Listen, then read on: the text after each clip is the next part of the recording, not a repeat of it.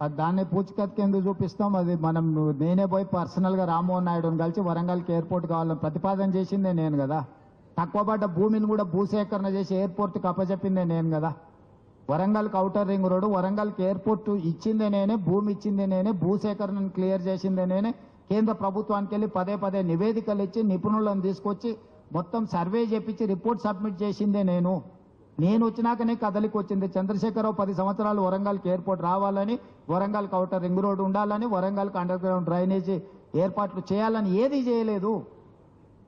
కాంగ్రెస్ ప్రభుత్వం వచ్చినాక మేము చేస్తున్న పదే మీరు ఢిల్లీకి ఎందుకు వెళ్తున్నారని అడుగుతుండు కదా హరీష్ కేటీఆర్.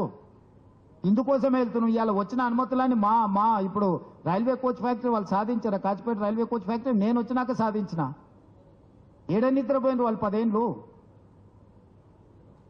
సో నాకు బేసిజాలు లేవు. ప్రధానమంత్రి అయినా కేంద్ర మంత్రులైనా కలిసి రాష్ట్ర ప్రభుత్వానికి రావాల్సినవి తెచ్చుకునేది మా బాధ్యత. మేము మా బాధ్యతను నిర్వహిస్తున్నాం. ఎన్నిసార్లైనా పోతాం ఢిల్లీకి. మేము ప్రత్యేక విమానాలలో దుబాయ్లు ఇతర దేశాలకు పోలేదు మేము. లేకపోతే ఢిల్లీకి వెళ్ళి మేము లిక్కర్ దందా చేయలేదు.